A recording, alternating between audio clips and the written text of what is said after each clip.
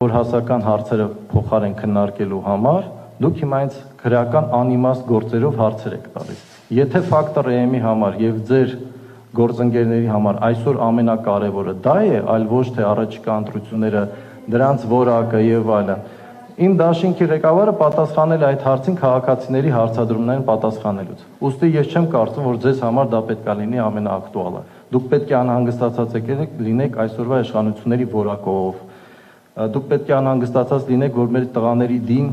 պահում են շատ անհասկանալի պայմաններում եւ հանրությանը դրա մասին տեղյակ չեն պահում։ Դուք պետք է անհանգստացած լինեք գերիների խնդրով, ոնց է իշխանությունը լուծում եւ այլն։ Այ երբ որ կլինենք իշխանության, այն ժամանակ ձեռնարկենք այն բոլոր քայլերը, որոնք այսօրվա իշխանությունները չեն ձեռնարկում, իսկ դուք կլուսաբանեք այդ քայլերը։ Ժողովուրդ օրաթեր Սոնա Գրիգորյան։ Պարոն Գևորգյան, Լուսավոր Հայաստան խմբակցության ղեկավար Էդմոն Մարուկյանը ազգային ժողովում որոշ ժամանակ առաջ մի հայտարարությամբ հանդես եկավ, երբ Նիկոլ Փաշինյանն էր խորհրդարանում, ասաց, որ պարոն Փաշինյան, մենք տեղեկություններ ունենք, որ արդեն ընտրակաշառք է բաժանվում, ինչ պետք է անել, ինչպես այս հարցին լուծում տալ, պարոն Փաշինյանը պատասխանեց, որ շատ ուրախ եմ, որ բոլորը վստահ են, որ իշխանությունը չէ այդ ընտրակաշառք բաժանողը, այլ ուժեր են։ Ուզում եմ հասկանալ, ովքեր են այդ այլ ուժերը, արդյոք դուք եք այդ ուժերը եւ ընտրակաշառքի մասին այդ տեղեկությունները որքանով են իրական։ Շնորհակալ եմ։ Եկեք մի բան պայմանավորենք, էլի։ Դուք ինչ ճանաչում եք, չէ՞։ Երբևիցե տեսել եք, որ ես տարօրինակ հարցերի պատասխանեմ։ Ուրեմն ինձ խնդրում եմ կամ բովանդակալից հարցեր տվեք, կամ ըստ էության, էլի, ես հիմա նստեմ պարզաբանեմ, թե Նիկոլը ինչ է ասել Էդմոնի պատասխանին եւ այլն։ Այս ընդդիմությունը մեղադրում են ընտրակաշառք բաժանելու մեջ։ Հենց Էդմոն Մարուկյանն ընդդիմություն է, որը վստահ է, որ իրենք Էդմոն Մարուկյանին էլ հարցրեք։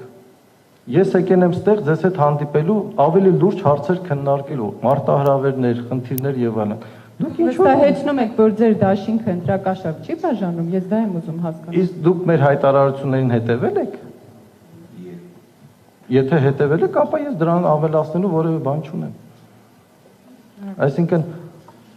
եկեք մի բան պայմանավորենք, էլի։ Եթե հիմա մենք պետքա, ես պետք է սկսեմ ուրիշների ասածները մեկնաբանել, մենք շատ տեղ չենք հասնելու հեռու։ Ես առաջարկում եմ ավելի կոնկրետ ու ավելի բովանդակալից մեր հանդիպումը դարձնենք, էլի։ Դաշինքին մեղադրանքներ է հնչում, չէ՞ հասկանում։ Ո՞վ է, մեր դաշինքին է մեղադրել կոնկրետ, ով։ Ասեցի արդեն։ Ով, այսինքն Լուսավոր Հայաստանը մեղադրել է Հայաստան դաշինքին, որ կաշառք են բաժանում։ Ասեց, որ այլ ուժեր բաժանում են, այլ ուժերի մեջ նաև կարող եք լինել, դուք ասում եք, դուք վստահեցնում եք, որ ընտրակաշառք չի։ Հիմա սիրելի բարեկամներ, մի հիասթափեցրեք ինձ, էլի, խնդրում եմ։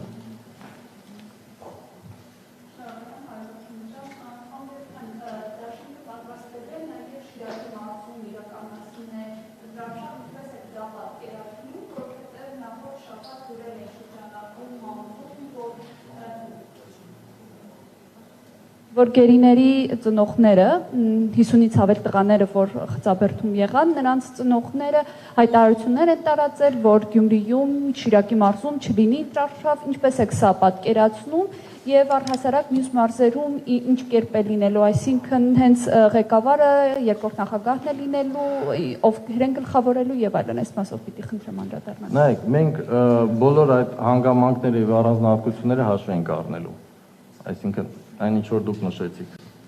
Եվ ըստ էության, եթե տեսնենք, որ օբյեկտիվորեն անհրաժեշտությունը չկա կամ մենք ունենալու ենք խնդիրներ, մենք մեր ծրագրերը ըստ այդմ կվերափոխենք։ Այս պայծրությամբ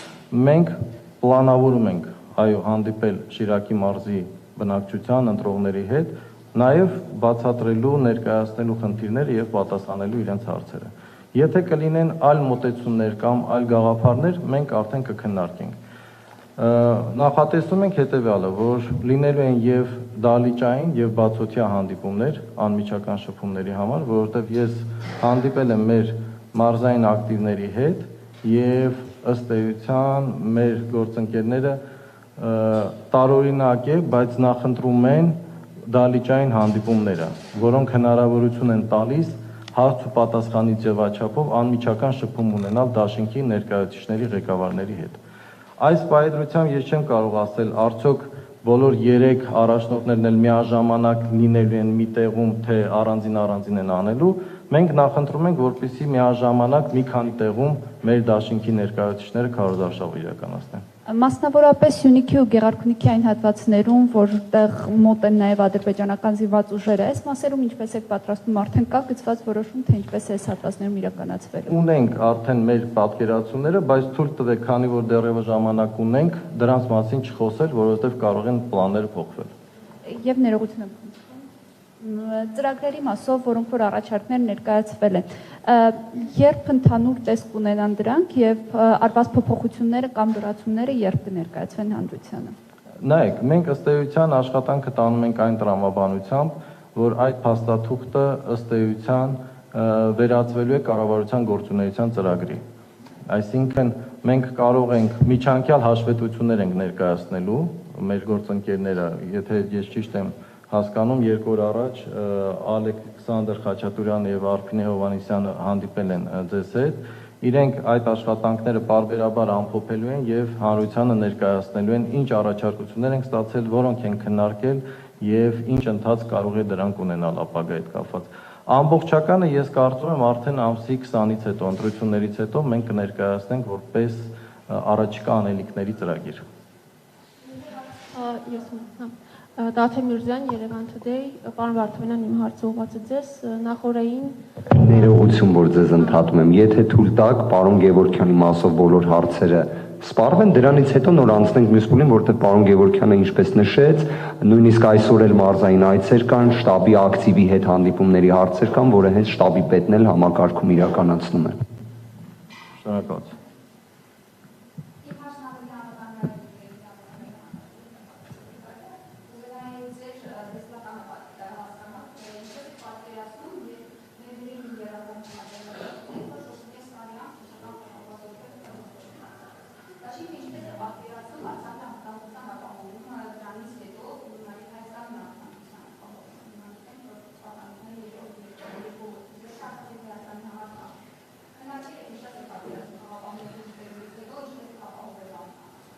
Այո, ես կարծում եմ 3 այդ հարցը նաև քննարկվել է պարոն նախագահի փակ հանդիպանը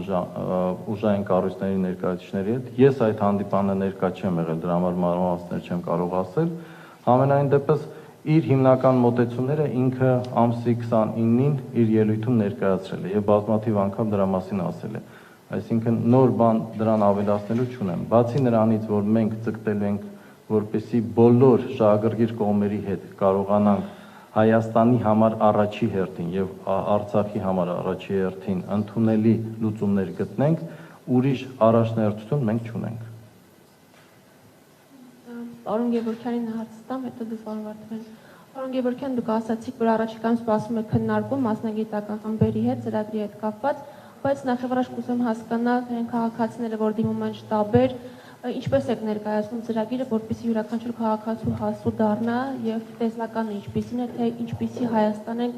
դուք նրանց խոստանում, 5 տարի հետո կամ այս տարիների ընթացքում։ Հասանելիությունը շատ մատչելի է, այսպես ասենք, որովհետև ծրագիրը հրապարակված է մեր սայթում, տպագրված է եւ բոլոր մեր տարածքային շտաբերում տպագրական տարբերակով էլ հասանելի է, այսպես ասեմ։ Այսինքն այդ իմաստով կարծում եմ յուրաքանչյուր քաղաքացի կարող է ծրագրի բովանդակությանը եւ հիմնական դրույթներին ծանոթանա։ Նայեք, հիմնական մոտեցումները ծրագրի մասով մենք ամսի 29-ին ներկայացրել ենք։ Մենք ունենք 7-8 հիմնական ելույթ ունեցողներ, բանախոսներ, որոնք ըստ բաժինների անդրադարձել են։ Իմ պատկերացմամբ այդ ամբողջ ծրագրի գաղափարախոսությունը 3 հիմնական մարտահրավերների է ուղղված, ըստ ինձ։ Տարբեր մարդ կարա տարբեր ձևի ծրագիրը մեկնաբանի, կարդա, տեսնի եւ այլն։ Բայց իմ կարծիքով դա խաղաղություն, կրթություն եւ արդարություն։ Այս 3 բանաձևերի շուրջ ուժեղ Հայաստան ունենալն է։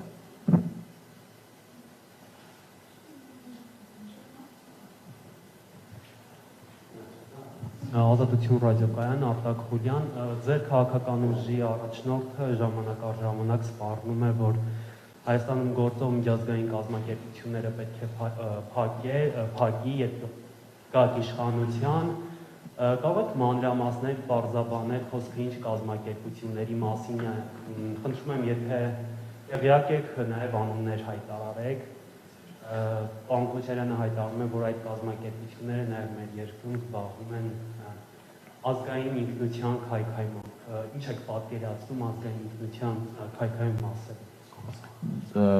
Անենց տպավորություններ, ոնց որ թե ես քննչականում եմ նստած, դուք էլ քննիչն եք, ինձ հարց եք տալիս, անունները տվեք։ Նախ սպառնալիք բառը տեղին չէր, մի անգամից ֆիքսենք։ Հարցը հնչել, ինքը իր կարծիքն հայտնել։ Սպառնում են դեռևս այսօրվա իշխանությունները գործող։ Մեզ, բոլորիս, հանրությանը, քաղաքացիներին եւ այլն։ Սա առաջինը։ Երկրորդը, ինչ վերաբերվում է ազգային հիմքերի քայքայման եւ այլն, ես կարծում եմ երեգել ենք այդ հարցին անդրադարձել եւ դուք լսել եք։ Դրան ավելացնելու նոր բան չունեմ, որտեղ ես սովորություն չունեմ ուրիշ մարդկանց ասելիքները ավելացնելու կամ պակասացնելու, առավել եւս որ ամբողջությամբ հնչելը։ Ես կարող եմ ընդհանրապես իմ մի շոկով ձեզ հետ կիշխել, որը այսօր առավոտյանն եմ ապրել։ Ընդհանրապես սոցիալական ցանցերում սկսել է շրջանառվել գործող վարչապետի պաշտոնակատարի գրքից որոշ հատվածներ։ Եվ եթե այդ հատվածներով մենք պետք է այսօրվա աճող սերունդին մեծացնենք եւ այդ մոտեցումները սերմանենք իրանց, նո դա կոչվում է այլասերություն։ Ուրիշ ոչ մի ձև դա չի կոչվում։ Մնացած արդեն թողնում եմ ձեզ։ Ինչ ձև եք պատկերացնում սահմանափակումները, մասնավորապես լրատվամիջոցների մասով, կարծես ակնարկներ կային, արդյոք գրաքննություն է գործելու, եթե պարոն Քոչարյանը գա իշխանության, այդպես հասկանանք իր խոսքը, թե ոչ։ Նախկինում հայտնի է, հա, բազմաթիվ են եղել նման դեպքեր։ Այսօրվանից վատ չի լինելու հաստատ գրաքննության առումով։ Ուրիշ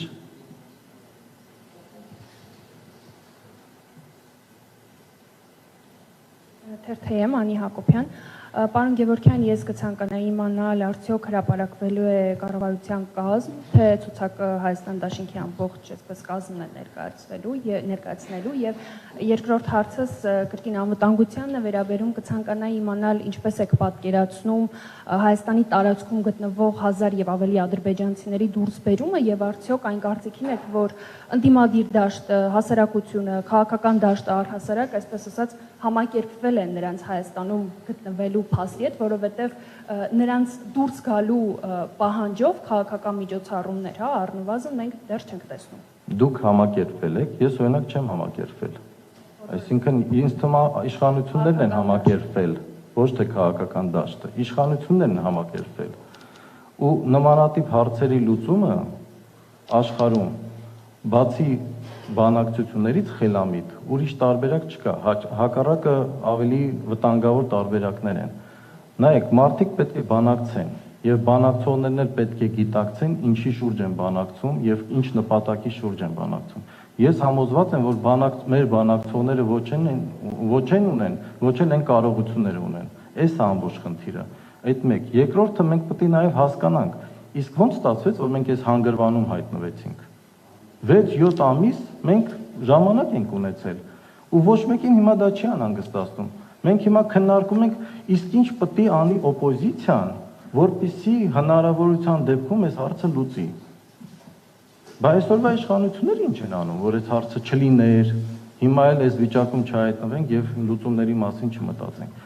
Բոլոր նմանատիպ հարցերի լուծումները բացառապես պետք է լինեն բանակցություններում, խելամիտ, ռացիոնալ եւ պետության շահերից բխող բանակցություններով։ Իսկ առաջին հարցի հետ կապված կառավարության կազմի հրապարակման է։ Մենք այս պայծրությամբ նմանատիպ մտադրություն չունենք։ Ես նոր քիչ առաջ դες ասեցի, որ մենք բազմաթիվ մարդկանց հետ ենք շփվում այս ընթացքում։ Բազմաթիվ հետաքրիր հեղինակներ են ի հայտ գալիս, ծրագրերով, գաղափարներով եւ այլն։ Դրա համար եկեք պայմանավորվենք։ Կոնկրետ ես օրինակ գտնում եմ սխալ մեզ սահմանափակել հիմա ինչ որ ցուցակ հրապարակելով, իսկ հետո ընթացքում հանկարծ ինչ որ բաներ փոխել եւ այլն։ Ոստի նմանատիպ ոնց որ թե ոչ ցանկություն կա, ոչ էլ մտադրություն ունենք։ Բայց եթե դրա անհրաժեշտությունը լինի, այսինքն նմանատիպ հանրային ոնց որ թե պահանջել չկա։ Կարող եք տեսնել անուններ, ովքեր դաշինքի ընդհանուր այսպես թիմի ցուցակից դուրս են։ Իհարկե, քաղաքական գործընթացներ են, սենց ասեմ, Մասնակցային լայն հանրային քննարկման նաև նպատակը դա է, որ մենք փորձենք բացի մեր դաշինքի ներկայացուցիչներից մաքսիմում ներգրավենք այլ մարդկանց, ովքեր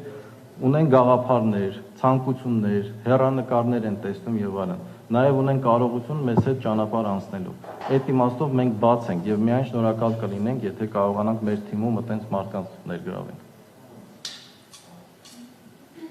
Չկան հարցեր, իմ հարցը պարոն Վարդանյան։ Սիրելի բարեկամներ, եթե ինձ կոնկրետ չկան հարցեր, ձեր թույլտվությամբ ես ձեզ շնորհակալություն հայտնեմ, առողջություն բոլորիդ մաղթեմ, առաջիկա 2 շաբաթ հանկարծ չի հիվանդանաք եւ գնամ իմ գործերով զբաղվեմ, լավ։ Շնորհակալ եմ։ Տեսնում ձեզ։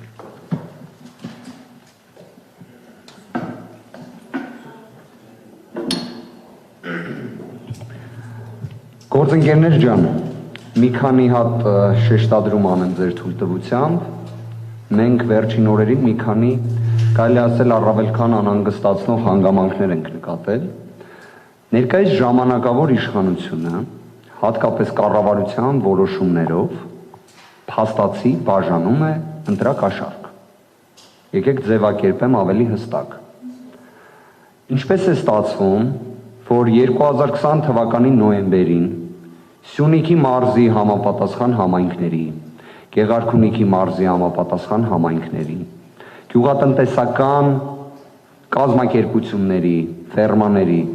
պետական սուբսիդիաներ չեն տրամադրվում, բայց դրանք տրամադրվում են 2021 թվականի մայիսի 10-ից հետո։ Ոնց է դա ստացվում։ Առհասարակ իշխանությունը ընտրությունների փուլում ունի պարտականություն, հավասարություն եւ օրինականություն ապահովելու։ Ես դες հիշեցման կարգով նույնիսկ կնշեմ, նախորդ տարիներին, օրինակը հենց բերեմ 2017 թվականի հետ կապված, ԵԱՀԿ ԺՄԻԳ-ը շատ հստակ, նույնիսկ Վենետիկի հանձնաժողովը նույնպես, պահանջ էր դնում իշխանությունների առջև, որ նախընտրական շրջանում ամեն կերպ զերծ մնան թե խոստումներ, թե գործողություններ կատարելուց, որոնք կարող են որևէ կերպ կապ ստանալ ընտրական process-ի հետ։ Իսկ ինչ ենք մենք տեսնում այսօր։ Ես նույնիսկ կարող եմ հենց հիմա ձեր ներկայությամբ նաև ընթերցեմ նշված հատվածը, որը նույնիսկ կարելի ասել ամենահենց պաշտոնական աղբյուրով էլ հրապարակվել է, խոսքը գնում է Armen Press-ի մասին, Սյունիքի Շիկահող, Ուժանիս, Բարգուշատ, Խդրան, Սրաշեն գյուղերին տրամադրվեցին մոտոբլոկներ եւ խոտ հնձիչներ։ Այս բա ինչի առաջ չէին տրամադրում, հարցա չէ առաջանում։ Այդ ինչի է հենց ստացվում, որ դա տեղի է ունենում արդեն հունիս ամսին։ Սա հարցեր են, որոնք առնվազն ես իմ առիթից օգտվելով ուզում եմ, որ ԵԱՀԿ ԺՄԻԳ-ի ուշադրությունը հրավիրենք դրան։ Երկրորդ հանգամանքը։ Կարծես թե մեր գործընկերներից մեկը խոսեց սպառնալիքների մասին։ Ինձ իսկապես անկեղծ հետաքրքիր է, արդյոք նույն այդ հարցադրումը տրվել է այն անձին կամ այդ անձի հետ փոխկապակցված ներկայացուցիչների, ով որ օրինակ հանրահավաքի ժամանակ խոսում է բերաններ կոտրելու մասին, ասֆալտին փռելու մասին, ու դա անում է նախընտրական քարոզարշավի ընթացքում, որ դրա մասին նույնիսկ ստիպված է լինում մարդու իրավունքների պաշտպանը հայտարարությամբ հանդես գա։ Ու դեպ այդ անձը վարչապետի պաշտոնը զբաղեցնողն է։ Վարչապետի պաշտոնը զբաղեցնողը խոսում է ատամներ կոտրելու, բերաններ ջարդելու մասին։ Սա իսկապես սպառնալիքի տեսանկյունից առնվազն հնչեցված, արդյոք այդպիսի հարցադրում տրվել է իրեն կամ իր թիմակիցներին։ Ատելության խոսքի մասին կարծես թե նույնիսկ ավելորդ է նշել է։ Իսկ այն, որ գործընկերներիցս մեկը հարցադրում է տալիս նախագահ Քոչարյանի խոսքի հետ կապված, ինձ անկեղծ կթվար, որ մենք նման տեսակ հարցեր, քրեական գործերի այդ կարելի ասել անվերջ շղթան, որը սկիզբ դրվեց 2018 թվականից, կարծես թե այդ էջը պետք է գոնե այս փուլում փակած լինենք։ Մենք տեսնում ենք, չէ՞ ինչա կատարվում։ Մենք ունենք 6 ռազմագերի Հայաստանի Հանրապետության սուվերեն տարածքից, արգելի գործընկերներ ջան, Հայաստանի տարածքից։ Դուք գիտեք ինչ ճակատագիր է հիմա այդ հարցի վերաբերյալ։ Ես ոչ մի տեղեկություն չունեմ։ Ես այն տեղեկություն ունեմ, որ այն անձինք, որոնք ռազմագերու կարգավիճակ ունենալով եւ նոյեմբերի 9-ի փաստաթղթի ուժով պարտավոր էին արդեն Հայաստանին վերադարձրած լինեին, դատավարություններ են բեմադրում թշնամի երկրում։ Ես այդ տեղեկություն ունեմ ու կարծում եմ բոլորդ եք տեսնում։ Ես վստահ եմ ձեզանից յուրաքանչյուրը ձեր հարազատները իրական մարդկային անասելի շոկ են ապրել, երբ տեսել են Աբովյանի դիահերձարանի տեսարանը։ Ինչի մասին է խոսքը, մեր հերոս տղաներին տեսնել այդ կարգավիճակում, այդ ձևով։ Ես ուղղակի բառեր անգամ չէի գտնում։ Դուք պատկերացնում եք, եթե ձեզանից մեկը լիներ այդ ոլորտի պատասխանատուն, ձեզ հետ ինչ կկատարվեր միայն մարդկային առումով, այն շոկը, որը դուք կապրեիք։ Երևի թե ձեզանից ոչ մեկ, այստեղ ներկա գտնվողներից ոչ մեկ չէր ասի, որ դա վրիպակ է, վրիպակ, պատկերացնում եք, որի համար ներողություն են խնդրում։ Հարգելի գործընկերներ, նաև թույլ տվեք ընթերցեմ, այսօր նաև գրավոր կերպով կտարածվի այս հայտարարությունը եւ կտեղադրվի Հայաստան Դաշինքի թե կայքեջում, թե Facebook-յան էջում, նաև կփոխանցվի ձեզ։ Սա կարելի ասել հենց մեր հայտարարությունն է ուղղված մեր համախոհներին, գաղափարակիցներին, Դաշինքի անդամներին։ Սիրելի հայրենակիցներ, երկուշաբթի օրը սկսվում է նախընտրական քարոզչությունը։ Քարոզչություն, որի ավարտին գալու ենք հայրենիքի համար ճակատագրական ընտրությունների։ Մեկնարկից առաջ հարկ եմ համարում խնդրել մեր բոլոր համակիրներին, գաղափարակիցներին, կողմնակիցներին, բոլոր նրանց, ովքեր համարում են իրենց մեր թիմակիցը, օգտվում են Հայաստան Դաշինքի տարբերանշանից։ Խնդրում ենք պահպանել մեր թիմին հարիր վարքագիծ։ Սահմանափակվենք այնպիսի պատշաճ վարքականոնով, որով սովոր են մեր հայրենակիցները մեզ տեսնել եւ որը նաեւ ուղեկցելու է մեր հասարակությանը առաջիկա տարիներին։ Մենք պետք է մեր գաղափարները փոխանցենք անկեղծ եւ առանց որևէ վիրավորանքի կամ հայհոյանքի, բարյացկամության մթնոլորտում, որը բացառում է ատելությունը։ Հենց այսպիսի վարքագծով կրելու ենք։ Բոլոր նրանք, ովքեր կշեղվեն այս վարքագծից, համարելու ենք այս իշխանության կողմից ներմուծված սադրիչներ։ Վստահ եղեք, ամեն ինչ լավ է լինելու դեպի ուժեղ Հայաստան։ Այս տեքստը նաև կհրապարակվի այսօր եւ ես ուզում եմ պարզապես մեկ շեշտադրումը առանձին հատուկ ընդգծել, սա մեր վերաբերմունքն է ատելության խոսքին, այն մթնոլորտին, որը մենք տեսել ենք եւ տեսնում ենք 3 տարի։ Սա է մեր հստակ վերաբերմունքը, խնդրանքն ու կոչը մեր բոլոր թիմակիցներին։ Այժմ սիրով կպատասխանեմ ձեր հարցադրումներին։ Վարդավանյան, նախ կխնդրեմ անդրադառնաք ձեր այն հայտարարություններին, որտեղ ասում եք, որ տարբեր անձինք ներկայանում են Դաշինքի անունից եւ այդպես ընտրակեղծիքի մասին, ընտրակաշառքի մասին լուրեր են տարածում, արդյոք սրանց հետևել են որոշակի իրավական գործընթացներ, թե ոչ, եւ նաեւ կխնդրեմ անդրադառնաք վարչապետի աշխատակազմի ղեկավարի ժամանակավոր պաշտոնակատար Արսեն Թորոսյանի այն Facebook-յան գրառմանը, որտեղ արձագանքելով Ռոբերտ Քոչարյանի հայտարարությունը նշել էր, որ իրենք վստահ եղեք, որ չեն փախչելու, ինչպես օրինակ դա չեն արել 2008-ին։ Հարգելի գործընկերներ, առաջին հարցի մասով դրանով կարծում եմ նաև Սոնայի հարցին էլ որոշակի անդրադարձ կկատարեմ, որը ներկայացնում էր։ Մենք 2 անգամ պաշտոնապես հայտարարել ենք, որ մենք որևէ առնչություն չունենք ցանկացած ընտրակաշառք, կեղծիք նման որևէ գործողության դեմ։ Մենք առաջինն ենք, որ դրան կտրուկ դեմ ենք, եւ նաեւ ունեինք այո տեղեկություններ, որ պատկերացրեք որոշ սադրիչներ պարզապես ներկայանում են Հայաստան Դաշինքի անունից եւ նման առաջարկներ են կատարում։ Ես դրա վերաբերյալ ուղիղ իրավապահների ուշադրությունը հրավիրեցի։ Հույս ունեմ, որ առնվազն այս ընթացքում, որ նոր տեղեկություններ նման չունենք, որոշակիորեն նման երևույթները, արարքները կանխարգելվել են։ Նաև տեղեկություններ ունենք, որ որոշ հասարակական կազմակերպություններ այս իշխանությունների հետ ուղղակի փոխկապակցված եւս պետք է այդպես մի քանի հատ տենց երևի ստատուսներով, իրար փոխանցումներով նման էլի սև PR-ին բնորոշ գործողություններ կատարեն։ Հայտարարել ենք եւս մեկ անգամ հայտարարում ենք պաշտոնապես որևէ նման երևույթի հետ առնչություն չունենք, դատապարտում ենք եւ մենք ինքներս ենք առաջինը գնալու նման երևույթների հետևից։ Սա առաջին։ Երկրորդ հարցի վերաբերյալ ես ճիշտ եմ չհասկանում, որ խոսքը Արսեն Թորոսյանի մասին է։ Ես չգիտեմ արդյոք մեր գործընկերները տեղյակ են, թե չէ, ես այդ տեղեկությունը ունեմ։ Դուք կհիշեք վերջինս բավականին ըմբոստ խրոխտ ձայնով երևի թե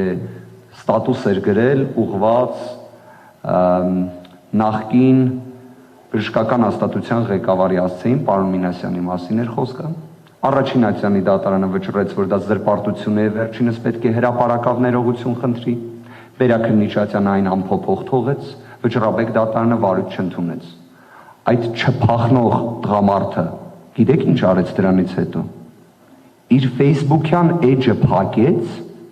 որ Facebook-յան էջ չունենա, որ այդ իր պարտականությունը դատարանի կատարի։ Պատերազմի օրերին, երբ ոչ մեկին հետաքրքիր չէր այդ ամենը, մի հատ թերթում, եթե չեմ սխալվում, ազգ օրաթերթում թաքուն հրապարակում է իր հերքումը։ Այդ մարդն է խոսում։ Այն մարդն է խոսում, որը լինելով աշխատակազմի ղեկավարի պարտականություններ կատարող, ինքը մի հատ կարծիք հայտնել է Դիահերձարանի տեսարանի մասին։ Բայց իր գործընկերն է առողջապահության նախարարը, ով նույնիսկ Հիպոկրատի երդումը չի տվել, ու առողջապահության նախարարը։ Իսկ մնացած հարցերի մասով կարծում եմ հասարակությունն էլ շատ հստակ իր գնահատականը տվել է նշված անձին։ Ինքը շատ լավ գիտի իր վերաբերյալ ինչ գնահատական են տվել։